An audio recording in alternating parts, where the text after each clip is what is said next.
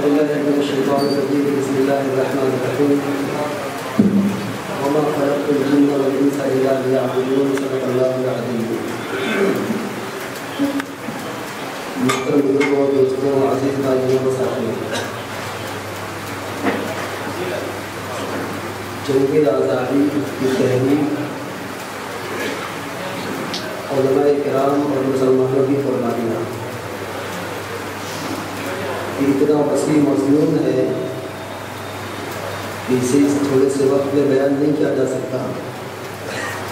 اگر مسلسل 8 گھنٹہ اس پر بیان کیا جائے تو مقدر تو تھک جائے گا، لیکن ہماری قربانیوں کی داستان ختم نہیں ہوگی. بہرحال جو مجھے وقت دیا گیا ہے میں پوری کوشش کروں گا کہ بڑی تیزی کے ساتھ میں تاریخ کے اوراق شروع سے لے کر آخر تک اور اس ملک کو آزاد ہونے تک آپ کے سامنے رکھ سکوں. میرا یہ تاریخی سفر بہت تیز رفتاری کے ساتھ ہوگا، لیکن جس طرح سے آپ یہاں موجود ہیں میں چاہوں گا کہ آپ کے ذہن و دل بھی موجود رہیں کہ انشاءاللہ العزیز آپ اس ملک کی آزادی کی تاریخ اچھی طرح سے سمجھ سکیں گے کہ قائد کون تھا، آزادی کس نے دلایا اور کس کو ساتھ میں لیا گیا، اور یہ ملک کس طرح سے آزاد ہوا اور کتنی قربانیاں ہوئیں گی. اس لیے بڑا افسوس ہے کہ ہماری مسلم قوم آزادی کو ایک سیاسی چیز سمجھتی ہے، حالانکہ یہ آزادی صرف دین سمجھ کر اور اللہ کی رضا کے لیے کی گئی تھی. اس لیے میں تمہیدی تمام باتوں کو چھوڑ کر براہ راست اپنی تاریخ پر آتا ہوں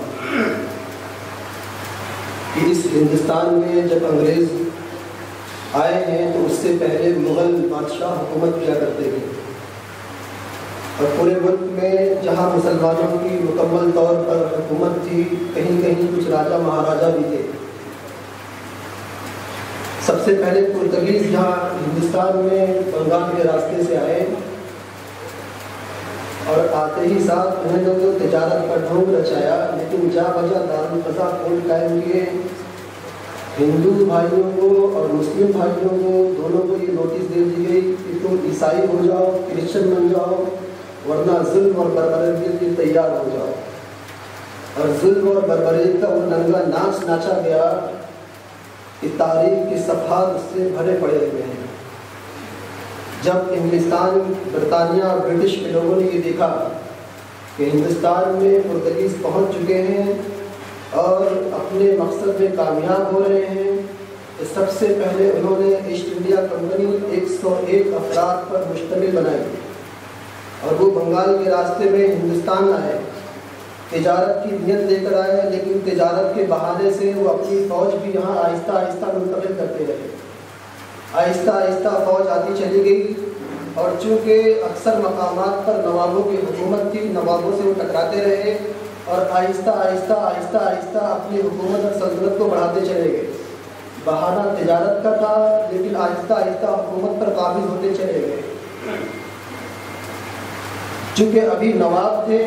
علماء کرام اپنے اپنے مدارس میں اپنے اپنے خانقاہوں میں تھے، بزرگان دین ذکر اللہ کی مجلس میں مشغول تھے.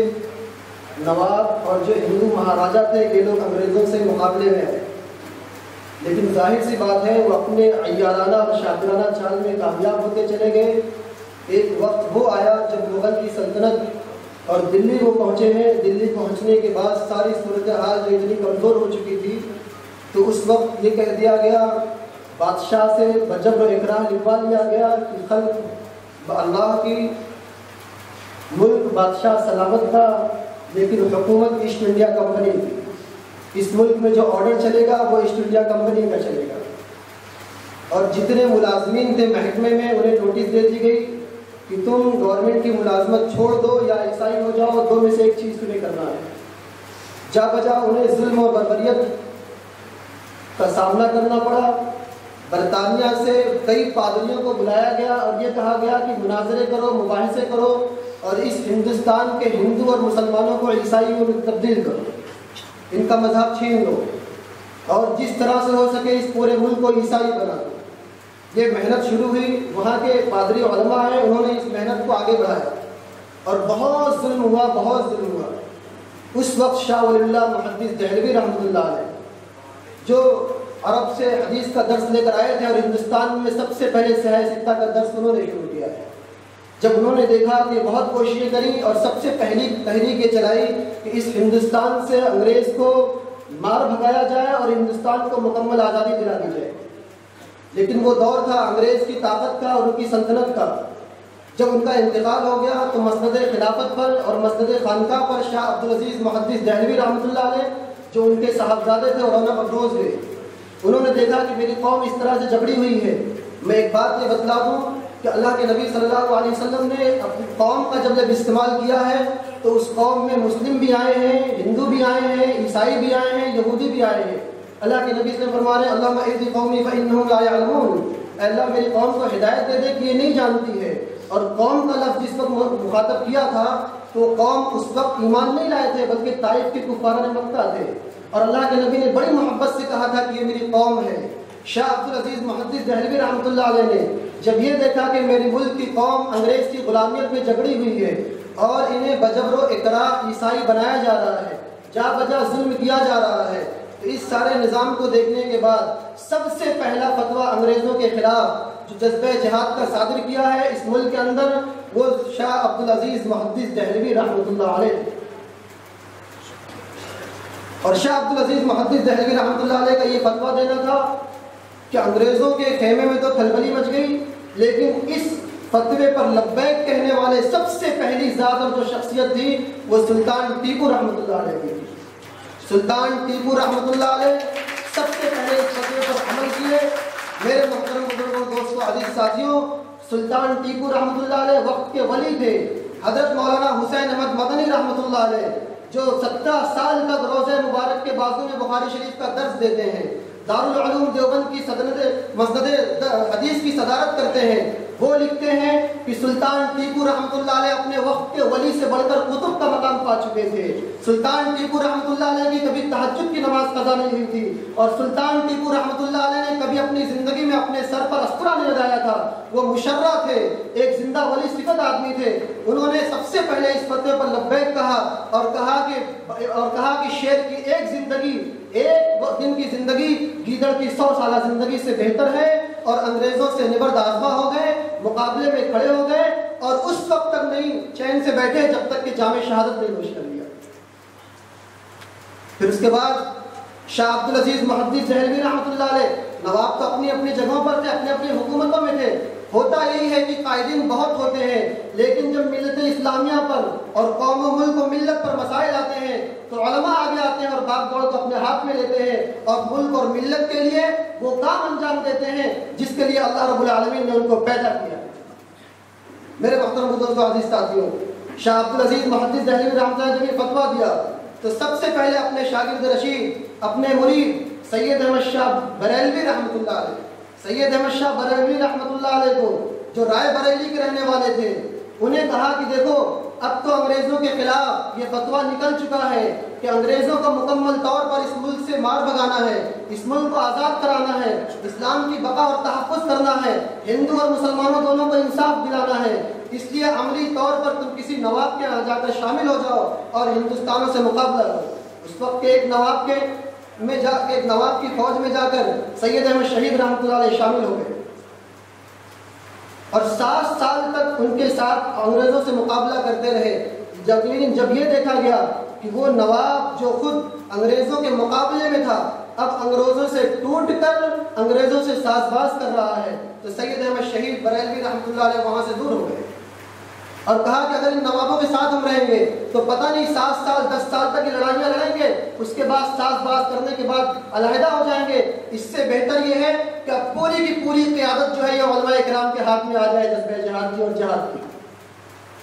سید احمد شہید رحمۃ اللہ علیہ نے پھر پورے ملک کا دورہ کیا، رائے بریلی سے اٹھے ہیں، سلطان پور گئے ہیں، فیض آباد گئے ہیں، شاہجہاں پور گئے ہیں، بیت جہاد لیا ہے اور کہا لوگوں جہاد فرض ہو چکا ہے، انگریز کو اس ملک سے نکالنا ہے۔ جو نواب تھے وہ تو انگریزوں سے ساز باز کرنے لگ گئے ہیں، اس لیے عوام کا اٹھنا ہے، علماء کا ساتھ دینا ہے اور اس ملک سے انگریز کو مار بنانا ہے۔ سید احمد شہید رحمۃ اللہ علیہ کون ہے؟ سید احمد شہید رحمۃ اللہ علیہ حضرت مولانا علی میاں ندوی صاحب رحمۃ اللہ علیہ کے جد امجد ہیں. مولانا علی میاں ندوی صاحب رحمۃ اللہ علیہ ہر شخص جانتا ہے.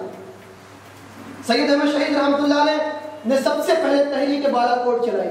ابھی تو الگ الگ ہو رہی تھی، لیکن عوامی سطح پر علماء کی قیادت میں دین کا ایک فریضہ سمجھ کر اور یہ سمجھ کر کہ انگریز کو اگر اس ملک سے ہم بھگائیں گے تو میرا اللہ مجھ سے راضی ہوں گے، یہ دین کا معاملہ ہے، یہ شریعت کا معاملہ ہے، اور مذہب کا رنگ لے کر اس ملک سے انگریزوں کو جب خالی کرنے کے لیے سب سے پہلے جو تحریک چلی ہے وہ تحریک بالا کوٹ چلی ہے، جس کی کمانڈنگ اور جس کی قیادت سید احمد شہید رحمۃ اللہ علیہ کر رہے ہیں. سید احمد شہید رحمۃ اللہ علیہ تحریک بالا کوٹ کیے. بلاخر وہ بڑی لمبی تاریخ ہے، وقت نہیں ہے میرے پاس، میں آگے بڑھتا ہوں کہ سید احمد شہید رحمۃ اللہ علیہ جب یہ تحریک بالا کوٹ چلائی تو تحریک بالا کوٹ میں جا کر وہ شہید ہو گئے. آج بھی ان کی مزار وہیں پر بالا کوٹ میں موجود ہے.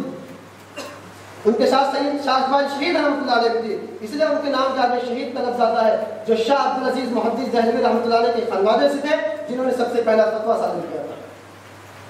جب یہ معاملہ ختم ہو گیا، تحریک بالا کوٹ قائد جو ہے شہید ہو گیا، لوگ وہاں سے واپس آئے تو لوگوں نے اپنے اپنے جگہ پر، کہیں پٹنہ میں، کہیں دلی میں، کہیں کلکتہ میں، وہ سارے علماء کرام جو وہاں موجود تھے، بلکہ حضرت مولانا قاسم نانوتوی رحمۃ اللہ علیہ جن کے استاد محترم مولانا مملوک علی رحمۃ اللہ علیہ تھے. مولانا قاسم نانوتوی رحمۃ اللہ علیہ یہ دارالعلوم دیوبند کے بانی ہوتے ہیں. مولانا قاسم نانوتوی رحمۃ اللہ علیہ کے استاد محترم مولانا مملوک علی رحمۃ اللہ علیہ یہ خود سید احمد شہید رحمۃ اللہ علیہ کی تحریک بالا کوٹ میں شامل تھے. اور تحریک بالا کوٹ سے جب واپس آئے ہیں اور وہ تحریک جو ہے ناکام ہو گئی تو پھر پورے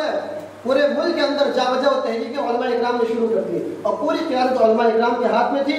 اور اس میں ساتھ دینے والوں میں مسلمان بھائی بھی ساتھ تھے، ہندو بھائی بھی ساتھ تھے، لیکن قیادت صرف اور صرف مسلمانوں کے ہاتھ میں تھی. قائد ہم تھے.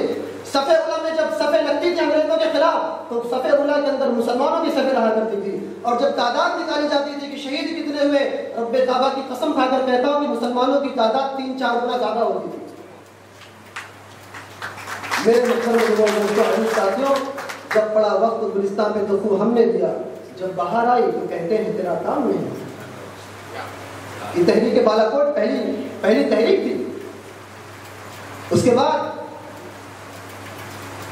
الگ الگ تحریکیں چلتی رہی. میں ان تحریکوں میں بہت زیادہ جانا نہیں چاہتا، مجھے تو آپ کو 15 اگست تک آنا ہے. 1857 جسے غدر کا نام دیا جاتا ہے، یہ غدر کا نام نہیں دینا چاہیے، یہ تو انگریزوں کی دین ہے. غداری کا ہے کہ یہ تو جانبازی تھی، یہ تو ملک کو آزاد کرانا تھا. جب میرٹھ کا وہ معاملہ آیا فوجیوں کے سامنے کہ گائے کی چربی اور سور کی چربی ملا کر وہ کارتوس میں ڈال دیتے تھے اور یہ انگریز کہتے تھے کہ تمہیں اپنے دانتوں سے کھینچو، اور الگ الگ جگہوں پر یہ معاملہ تھا. اور اسی وقت 1857 کے پیچھے کار فرما کس کی تحریک تھی؟ میرے محترم بزرگ دوستو عزیز ساتھیوں، اگر آپ تاریخ کا بنظر غیر مطالعہ کریں تو دارالعلوم دیوبند کے بانی جو اس وقت دارالعلوم دیوبند کی بنیاد نہیں رکھے ہوئے تھے، حضرت مولانا محمد قاسم نانوتوی رحمۃ اللہ علیہ کی تحریک چھپی. 1857 کے اندر انہوں نے کہا روح پھونکی سارے لوگوں کے اندر، اور بڑی محنتیں ہوئی، سارے کے سارے علماء پھیل گئے. اور وہ تحریک جب انگریزوں کے فوجیوں کے سامنے آئی ہے تو انہوں نے کہتے ہیں اس کارتوس کو دانت سے کھینچنے سے انکار کر دیا، کہا یہ ہمارا مذہبی معاملہ ہے، ہم نہیں کھینچ سکتے.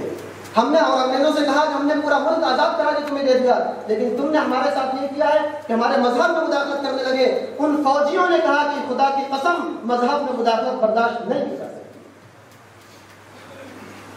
ان فوجیوں نے کیا، اور وہ فوج وہاں سے بغاوت کی، بغاوت کر کے سیدھا دلی پہنچی، اور دلی پہنچنے کے بعد کہا کہ بہادر شاہ ظفر جو ہے یہ ہمارے بادشاہ ہوں گے. اس وقت جو بادشاہ تسلیم کیا تھا، ہندو بھائی اور مسلمان بھائی دونوں نے مل کر، دونوں فوجیوں نے مل کر متفقہ طور پر کہا تھا کہ بہادر شاہ ظفر ہمارے قائد اور بادشاہ ہوں. کہ ان کو معلوم تھا کہ صفِ اولیٰ کی قیادت کرنے والے اور صفِ اولیٰ میں قربانی دینے والے کون ہیں، ہماری قیادت کون کر سکتا ہے. انہوں نے بہادر شاہ ظفر سے کہا، بہادر شاہ ظفر نے کہا، ان کی آنکھوں میں آنسو آ گئے، کہنے لگے میرے بھائی یہ تو 100 سال پہلے میرے خاندان سے حکومت مغلیہ سلطنت چھینی جا چکی ہے، ایک کام کرو میں تم لوگوں کی مصالحت کروا دوں، ورنہ یہ تو مجھے نظر آتا ہے بہت خون خرابہ ہوگا. فوج ماننے کے لیے تیار نہیں تھی، مسلمان اور ہندو ماننے کے لیے تیار نہیں تھے. وہ کہہ رہے تھے نہیں ہم تو پوری طرح سے یہاں سے انخلا چاہتے ہیں غریبوں کا. اور پھر اس کے بعد وہ ٹکڑی آ گئی. پھر جب وہ معاملہ پلٹا اور انگریزوں کا واپس سے کہا سارا تسلط کو انہوں نے برقرار کیا، آپ دنگ رہ جائیں گے کہ اس وقت جس طرح سے کبھی ہمارے علاقے میں جب بارش ہوتی ہے تو ہر جگہ کیچڑ اور پانی پانی نظر آ جاتا ہے، اس وقت دلی کی سڑکیں خون سے اس طرح سے لبت ہو گئی. اور کیا نہیں کیا گیا، بلکہ دلی کی سارے جگہوں پر وہ پھانسی کے پھندے لٹکا دیے گئے تھے، ہاتھی پر چڑھایا جاتا تھا، آگے بڑھا دیا جاتا تھا اور پھانسی پر وہ لاش جھول کر رہ جاتی تھی. ایک انگریز مورخہ وہ لکھتی ہے کہ انگریزی کا آرٹ کا شکل بن جاتا تھا. کہا توپوں کے اندر کئی مسلمانوں کو توپ کے دہانے پر باندھ دیا جاتا تھا اور توپ داغی جاتی تھی، مسلمان کے جسم کے پرکچے ہو جاتے تھے، ان کی باڈی بھی زمین پر نہیں ملتی تھی. ایک تاریخ کے مطابق اس 1857 کے اندر 5 لاکھ مسلمانوں نے شہادت دی ہے. 5 لاکھ مسلمانوں نے شہادت دی. 5 لاکھ مسلمان شہید ہوئے کی تاریخ کہتی ہے، لیکن نہ جانے کتنے شہید ہوئے ہیں یہ تو اللہ کو معلوم ہے. میرے محترم دوست عزیز ساتھیوں، جب یہ 1857 کا مسئلہ ہوا، مولانا قاسم نانوتوی رحمۃ اللہ علیہ، حاجی عابد حسین صاحب رحمۃ اللہ علیہ، حضرت مولانا امداد اللہ مہاجر مکی رحمۃ اللہ علیہ، یہ لوگ بیٹھے ہیں. انہوں نے کہا کہ شاملی کا میدان فتح کرنا ہے، وہ ساری ترتیب بنی ہے. کہا جہاد تو فرض ہو چکا انگریزوں کے خلاف، ہمیں اس ملک سے انگریزوں کو نکالنا ہے. وہ جو خانقاہوں میں ابھی تک بیٹھے ہوئے تھے، وہ جو بخاری شریف کا درس دینے والے تھے، وہ لوگ جو ذکر اللہ کی مجلسیں قائم کرنے والے تھے، وہ میدان میں آئے ہیں. انہوں نے کہا کہ ہمیں شاملی کا میدان فتح کرنا ہے. کہا یہ 5 کا عملہ ہے. کسی عالم نے کہا کیا کرو گے؟ کہا فرض ہو چکا ہے. سیدنا ابوبکر صدیق نے فرمایا تھا کہ میں تنہا نکلوں گا اور جہاد کروں گا. آج تو جہاد فرض ہو چکا ہے انگریزوں کے خلاف. ہم 5 جائیں گے اور اپنی شہادت دیں گے اور اللہ رب العالمین کے سامنے کھڑے ہوں گے، اے اللہ ہمارے بس میں جتنا ہم نے کیا. یہ 5 وہ اکابر علماء جو اس پورے ہندوستان کا کریم طبقہ تھا، 5 یہ جب وہ نکلے ہیں سارے مسلمان ان کے ساتھ آئے اور فجر کی اذان سے پہلے شاملی کے میدان کو فتح کیا.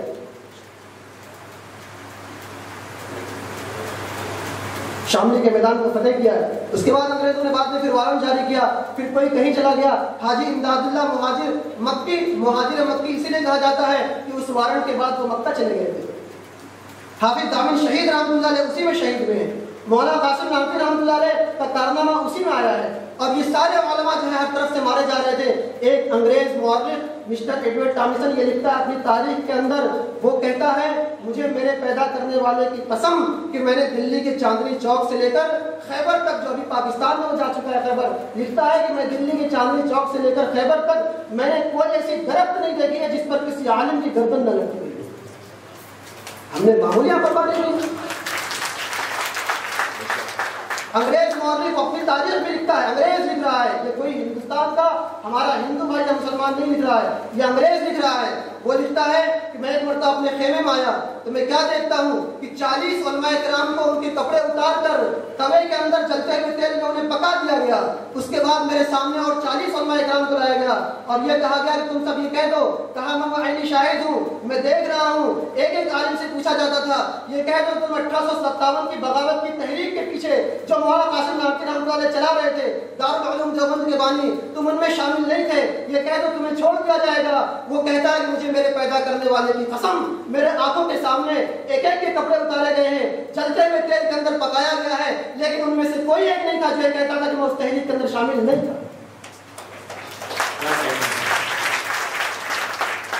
میرے بزرگوں، یہ ہم سمجھیں جب کوئی قوم اپنی ماضی سے کٹ جاتی ہے تو اس کا مستقبل نہیں سمجھ سکتا.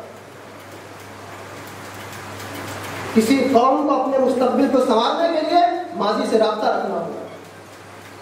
یہ آپ کی ماضی ہے. اس ملک کے لیے یہ آپ کے علماء کرام نے جن کے پیروں میں جوتا پہنانے کے لیے آپ فخر محسوس کریں، وہ علماء کرام نے اپنے جان کی بازی لگا کر اپنی قربانیاں دی. جب یہ دیکھا گیا کہ یہ تو سارے علماء پھانسی کے پھندے پر جا رہے ہیں، یہ تو تختے دار پر جا رہے ہیں، اور جو نواب تھے وہ تو ساز باز کر چکے ہیں، ان کے اندر وہ دینی حمیت نہیں ہے، ان کے اندر وہ دینی فکریں نہیں ہیں، اب تو علماء یہ تو شہید ہوتے چلے جا رہے ہیں. تو یہ سارا طبقہ یہ بیٹھا فکر مندی کے لیے کہ اب کیا کیا جائے، یہ علماء کہاں سے پیدا کیے جائیں، یہ کہاں سے لایا جائے. تو اس کے لیے 9 سال کی فکروں کے بعد اس وقت جب مولانا قاسم نانوتوی رحمۃ اللہ علیہ کی عمر تقریباً 36 سال کی تھی، دارالعلوم دیوبند کی بنیاد رکھی. اور دارالعلوم دیوبند کی بنیاد کا مقصد یہ تھا شیخ الہند رحمۃ اللہ علیہ اگر دارالعلوم دیوبند کو کوئی کہہ دے کہ یہ مدرسہ ہے تو ناراض ہو جاتے تھے، چہرہ سرخ ہو جاتا تھا، کہتے تھے نہیں یہ مدرسہ نہیں ہے، یہ تو ہندوستان سے، اپنے اس ملک عزیز سے انگریزوں کے ناپاک جسم کو پاک کرنے کی تحریک کا نام، یہ مدرسے کا نام نہیں۔ پھر اس کے بعد دارالعلوم دیوبند کی بنیاد پڑی، وہ تاریخ لمبی ہے۔ مولانا قاسم نانوتوی رحمۃ اللہ علیہ نے دارالعلوم دیوبند کی بنیاد کو رکھی، حاجی عابد حسین صاحب رحمۃ اللہ علیہ، یہ سارے اکابر، مولانا ذوالفقار صاحب، ایک استاد ملا محمود، ایک شاگرد مولانا محمود شیخ الہند دیوبندی رحمۃ اللہ علیہ، یہ پڑھتے ہیں اور علماء کا پروڈکشن جب شروع ہوتا ہے، ان کی جب کھیپ نکلتی ہے تو مولانا قاسم نانوتوی رحمۃ اللہ علیہ پھر سے ایک تحریک چلاتے ہیں جس تحریک کا نام جمیعت الانصار تھا، لیکن کچھ ہی دنوں کے بعد مولانا قاسم نانوتوی رحمۃ اللہ علیہ کا انتقال ہو گیا۔ اس کے بعد جو دارالعلوم دیوبند میں بخاری شریف پڑھانے والے شیخ الہند رحمۃ اللہ علیہ، مولانا محمود حسین صاحب دیوبندی رحمۃ اللہ علیہ، انہوں نے تحریک ریشمی رومال چلائی اور بہت عظیم تحریک چلائی، بہت بڑی تحریک چلائی۔ ان کے شاگرد رشید مولانا حسین احمد مدنی رحمۃ اللہ علیہ مسجد نبوی کے اندر روضہ مبارک کے بازو میں بخاری شریف اور مسلم شریف کا درس دیتے تھے۔ وہاں گئے اور کہا کہ دیکھو یہ جو ترکی حکومت ہے، ان کے جو گورنر ہیں، میں نے ان سے ملاقات کراؤ، ہم یہ چاہتے ہیں کہ ان سے ترتیب کریں اور ہندو مسلمان بھائی دونوں مل کر اس ملک کے ان کے انگریزوں کے خلاف بیک وقت بغاوت کریں اور ترکی حکومت اس پر حملہ کرے خلافت، تاکہ یہ ملک پاک ہو جائے۔ اور آپ سن کر دنگ رہیں گے میرے محترم بزرگوں اور دوستوں، اس وقت سے ہمارے اکابرین کی کیا سوچ تھی۔ شیخ الہند رحمۃ اللہ علیہ نے جب یہ فارمولہ بنایا کہ خلافت عثمانیہ یہاں حملہ کرے اور ہندو مسلمان دونوں بغاوت کریں مل کر، جب یہ ملک آزاد ہو جائے تو اس ملک کا نظام کیسا ہوگا، اس نظام کی جو ترتیب بنائی تو ترتیب میں تاریخ کے اوراق میں آپ کو ملے گا کہ شیخ الہند رحمۃ اللہ لکھتے ہیں کہ اس ملک کا سب سے پہلا صدر جو ہوگا وہ راجہ مہندر پرتاپ سنگھ ہوگا، اور لکھا کہ جو سب سے پہلے وزیر اعظم ہوں گے وہ مولانا عبد اللہ سندھی رحمۃ اللہ علیہ ہوں گے۔ صدر راجہ مہندر پرتاپ سنگھ کو مجوزہ آزاد ہندوستان کا بنایا جا رہا ہے۔ ہمارے اکابرین کی پہلی سی سوچ تھی اور پہلی سی ترتیب تھی، جو لوگ اس ملک کو تقسیم کیے ہیں وہ غدار ہیں اس ملک کے ساتھ، انہوں نے ہمارے اکابرین کی قربانیوں کے ساتھ کھلواڑ کیا ہے۔ ہمارے اکابرین نے جو اپنا خون بہایا تھا، پہلے دن سے انہوں نے ترتیب بنائی تھی کہ اس ملک میں ہندو اور مسلمان دونوں مل کر اس ملک کی ترقی کو کریں گے۔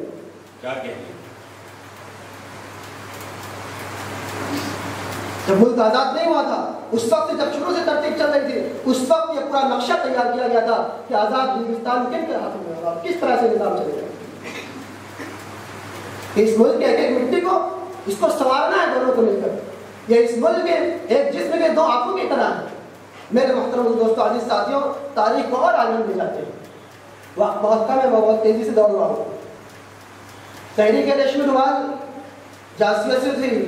فیل ہو گئی، مولانا شیخ الہند رحمۃ اللہ علیہ کو مالٹا بھیج دیا گیا، قید کر دیا گیا۔ اسی وقت وہاں سے انہیں سعودی سے گرفتار کیا گیا، پہلے تو عرب تھا، بعد میں وہاں سے گرفتار کر کے انہیں مالٹا بھیج دیا گیا۔ جو بخاری شریف کا درس دینے والے تھے مولانا حسین احمد مدنی رحمۃ اللہ علیہ، کیا قربانیاں تھیں ہمارے کافی، کہنے لگے، انہوں نے کہا انگریزوں سے کہ میرے استاد اگر مالٹا جا رہے ہیں، وہاں جیل کی کوٹریوں میں لے جانے کیسے ان کے ساتھ مسائل ہوں گے، کیا مسئلہ ہوگا۔ میں انگریزوں سے کہا کہ میں کچھ تحریک میں تھا، مجھے بھی شیخ الہند رحمۃ اللہ کے پاس پہنچے تو کہا تم کیوں آ گئے؟ کہا حضرت میں صرف اس لیے اپنے آپ کو آپ کے ساتھ لگایا ہوں تاکہ جیل کی کوٹری میں آپ کی خدمت کر سکوں۔ کہا اس لیے آیا۔ جب شیخ الہند رحمۃ اللہ علیہ کا انتقال ہوا ہے، دیوبند میں جب ان کی نماز جنازہ انہیں جب غسل دیا جانے لگا تو لوگ رو پڑے، اور وہ شیخ الہند رحمۃ اللہ علیہ جن کے شاگرد مولانا الیاس رحمۃ اللہ علیہ ہیں، وہ شیخ الہند رحمۃ اللہ علیہ جن کے شاگرد مفتی کفایت اللہ صاحب ہیں، وہ شیخ الہند رحمۃ اللہ علیہ جن کے شاگرد مولانا اشرف علی تھانوی ہیں، وہ شیخ الہند رحمۃ اللہ علیہ جن کے شاگرد سارے کے سارے ان کے شاگرد ہوتے ہیں، انہوں نے یہ بات کہی کہ جب جیل کے اندر انگریز انہیں لاتے تھے، سلاخوں سے دکھاتے تھے اور رات کو جا کر ان کے ہاتھ پیر کو پکڑتے تھے اور سلاخوں سے دکھا دکھا کر ان کے جسم کو داغا جاتا تھا، تو مولانا حسین مدنی رحمۃ اللہ رو پڑے، کہا میرے استاد نے مجھ سے کہا تھا کہ کسی سے مت بتانا کہ جیل میں مجھے کتنی سخت تکلیفیں دی جا رہی ہیں۔ پہلے جب وہاں سے جب چھوٹ کر آئے، جب مالٹا کی جیل سے چھوٹ کر آئے تو آپ کے اسی گیٹ آف انڈیا پر حضرت کا استقبال کیا گیا، اور جب حضرت وہاں نظر بند کر دیے گئے تھے، مالٹا میں پہنچ گئے تھے، تو اس وقت دارالعلوم دیوبند کے صدر مفتی کفایت اللہ صاحب رحمۃ اللہ علیہ، ان لوگوں نے ایک تنظیم بنائی اور کہا کہ جتنے ہمارے ہندو یا مسلمان بھائی ہیں ان سب کو ہم آزاد کروائیں گے، اور اس تنظیم کے اندر ہندو بھائیوں کو بھی شامل کیا، اس میں گاندھی جی بھی پیش تھے، اس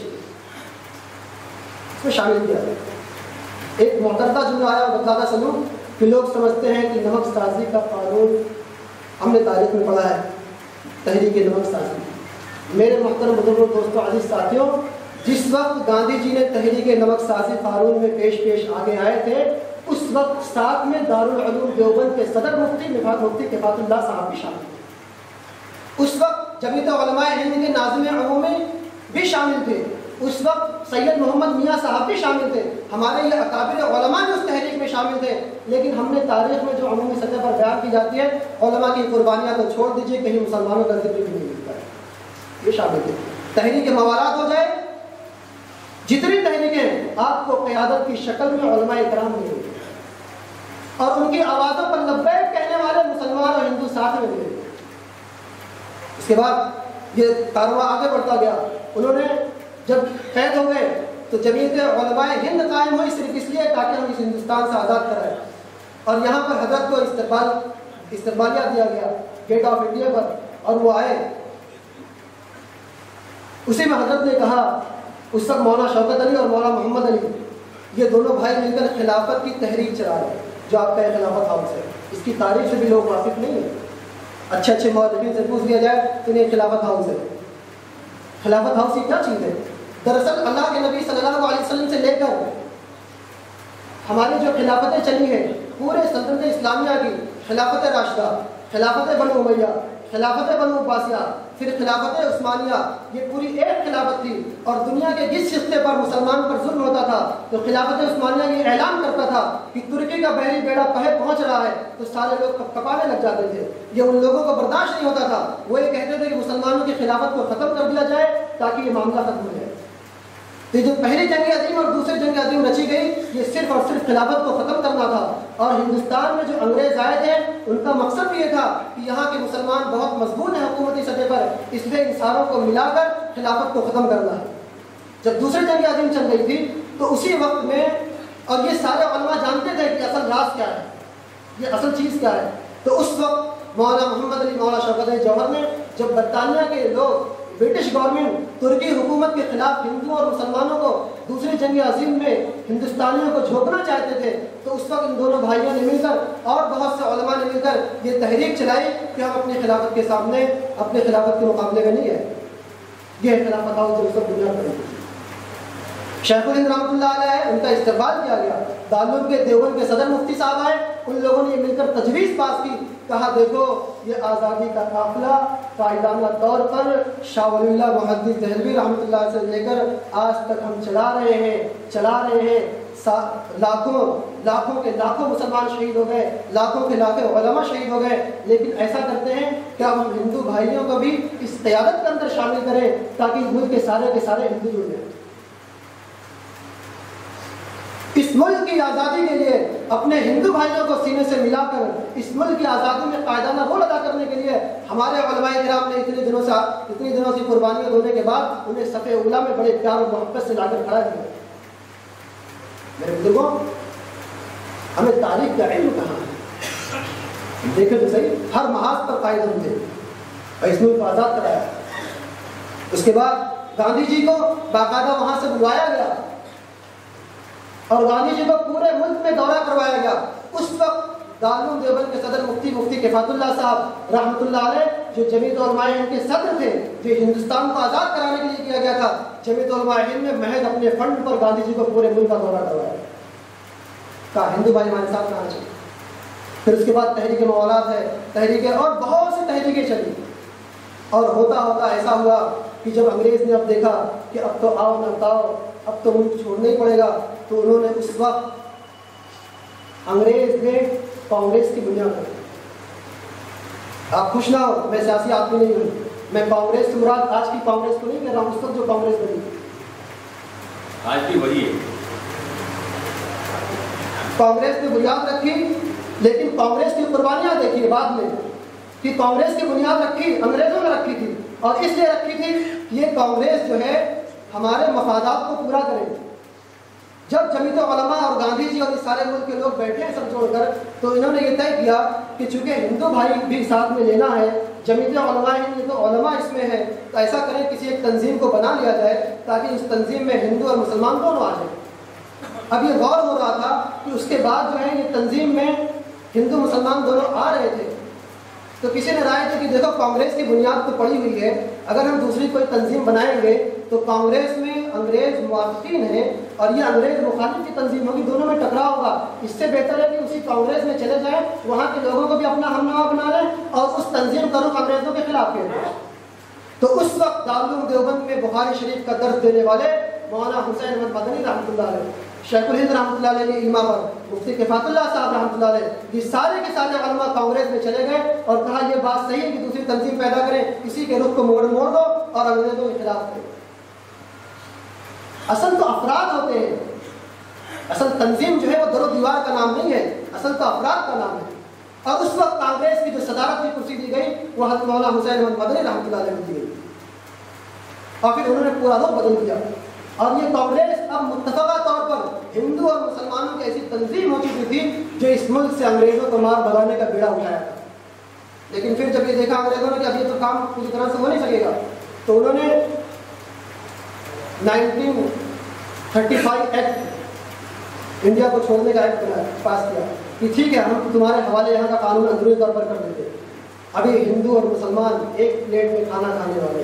ایک اسٹیج پر بیٹھنے والے، ایک فکرے لے کر چلنے والے، فکرے مسلمان دیتے تھے، ہندو قائد اس کو قبول کرتے تھے، ساری چیزیں محبت سے چل رہی تھی۔ لیکن انگریز کی چال آئی اور اس نے یہ کہا کہ ابھی جو الیکشن ہونے والا ہے ہم الیکشن کروائیں گے اور تم دونوں اپنے اپنے اعتبار سے کر لو، لیکن یہ لازمی ہے کہ ہندو ہندو کو ووٹ دے گا اور مسلمان مسلمان کو ووٹ دے گا۔ انگریز کا یہ تیر کامیاب ہو گیا اور وہاں سے جو ابھی تک ایک شیرازہ تھا وہاں ہندو اور مسلمان دو راستوں میں بڑھ گئے،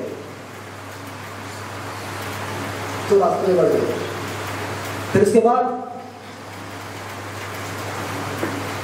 جب دو راستے ہو گئے تو مسلم لیگ پیدا ہوئی، اس نے اپنا کام کیا، اپنے مفادات کو پورا کیا۔ دوسری بات ہے ہمارے ہندو بھائیوں کی جو فرقہ پرست تھے ان کی تنظیمیں پیدا ہوئی، انہوں نے اپنا کام کیا، اور یہ جو محبت کا، پیار کا، اکتائیت کا جو شیرازہ تھا آہستہ آہستہ یہ بکھرتا چلا گیا۔ وقت بہت کم رہ گیا ہے، میں بالکل آخر میں پہنچ جاؤں کہ جب یہ کارواں اور آگے بڑھا اور انگریز اب یہ طے کر لیے کہ ہمیں چھوڑ کر جانا ہے،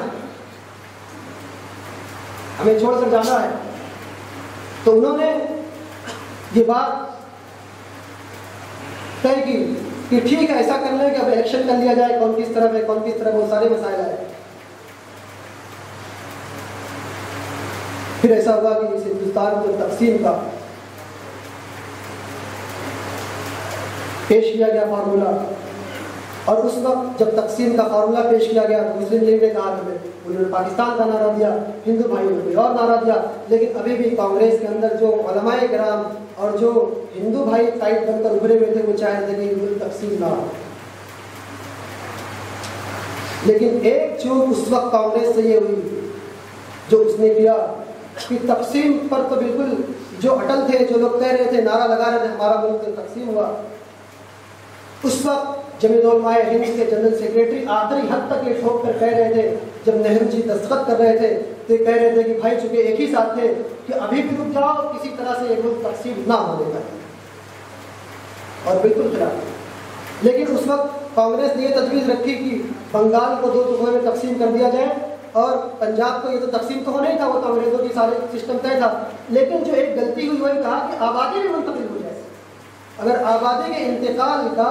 فیصلہ نہ ہوا ہوتا جو یہ کانگریس کی طرف سے فارمولہ آیا تھا تو اتنی بڑی کوریزی آزادی کے بعد نہ ہوتی۔ اور اس وقت بھی مولانا حسین احمد مدنی رحمۃ اللہ علیہ اور ہمارے اکابر علماء بالکل پختہ اس بات پر آئے تھے کہ آبادی منتقل نہیں ہونا چاہیے، آبادی منتقل نہیں ہونا چاہیے، ہم ایک ہو کر رہیں گے۔ یہ ہندوستان تاریخ کے مطابق جب تقسیم ہو رہا تھا تو یہاں 10 کروڑ مسلمان تھے، 5 کروڑ مسلمان وہاں چلے گئے اور 5 کروڑ مسلمان یہاں باقی رہ گئے۔ جب الیکشن ہوا ہے تو الیکشن میں یہ کہا گیا، ہمارے اکابر علماء نے کہا ہے ہم ہندوستان میں رہیں گے، ہندوستانی بن کر رہیں گے، یہی جئیں گے، یہی مریں گے اور ہماری قبر اسی ہندوستان میں بنے گی۔ میرے محترم دوستوں، عزیز ساتھیوں، یہ تاریخ کا ایک عجیب دور تھا جو بڑی قربانیوں سے گزرا ہے۔ ہمارے علماء کرام نے بہت بڑی قربانی دی ہے، ہمارے مسلمان بھائیوں نے بڑی قربانی دی ہے، اور ساتھ ساتھ میں ہمارے ہندو بھائیوں نے بھی بڑی قربانی دی ہے۔ وہ ایک شانہ بشانہ رہ کر اس ملک کو آزاد کیا ہے، لیکن انگریزوں کا جو دو فارمولہ طے ہو چکا تھا، ہندو ایک طرف مسلمان ایک طرف، کچھ لوگ اسی انگریز کی اولاد کہہ لیجیے کہ آج بھی ہندو مسلمانوں کو دو حصوں میں بانٹنا چاہتے ہیں۔ میرے محترم دوستوں، عزیز ساتھیوں، جو انگریز کی اولاد ہیں، جو اس ملک کے مسلمانوں کو ہندو اور مسلمانوں میں بانٹنا چاہتے ہیں، یہ ملک تو انگریز دشمنی کا ملک تھا، یہ ملک تو ہندوستانی محبت کا ملک تھا۔ ایک پلیٹ میں کھا کر بیٹھتے تھے، نہرو جی، مولانا حسین مدنی رحمۃ اللہ علیہ ایک ساتھ چلتے تھے، ایک ساتھ رہتے تھے، ایک ساتھ محبت کرتے تھے، یہ سارا وہ چیز تھا، لیکن آہستہ آہستہ آہستہ آہستہ وہ چیزیں ختم ہوتی چلی گئی۔ ہمیں یہ دعا کرنا چاہیے کہ اللہ رب العالمین ہمارے اس ماحول کو، جو ہندو اور مسلمانوں کی پیار و محبت کا ماحول، جو تحریک بالا کوٹ سے گئے انہوں نے اٹھایا تھا ہمارے علماء کرام نے، کہ ایک محبت سے ساتھ رہنا ہے، پیار کے ساتھ رہنا ہے، ساتھ میں چلنا ہے اور اس ہندوستان کو ایک ساتھ ترقی دینا ہے۔ اللہ رب العالمین اس فضا کو دوبارہ قائم کر دے تاکہ ہم دونوں مل کر دوبارہ اپنے اس ملک کو ترقی کی راہ پر آگے لے کے جائیں، اور اس وقت تک آگے لے کر جائیں، اس وقت تک آگے لے کے جائیں جب تک ہمارا یہ ملک دنیا کے تمام ملکوں سے ترقی میں آگے نہ نکل جائے۔ اللہ رب العالمین ہمیں کہنے سے زیادہ عمل کرتے ہیں۔